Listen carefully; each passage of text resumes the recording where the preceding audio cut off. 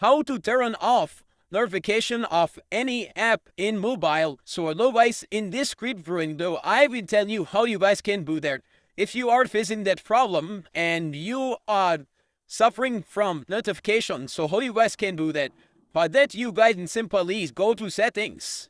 Now here you guys search for notifications. So I will search for notification. Now here you guys will see smart notification tone. Also you guys will scroll and you guys will see device app notifications. Simply click on device app notifications. Now here you guys can see device app notification with device system setting. Simply click on device app notifications. Here you guys will see all your apps of mobile. So simply select the app that you want to off your notifications. So I will simply click on first app. Now here you guys will see allow notification access, so simply toggle off.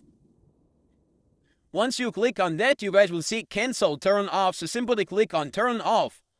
Once you click on turn off, your that app notification will be off. You guys can do that for all apps like that. There's how you guys can do that. Thanks for watching.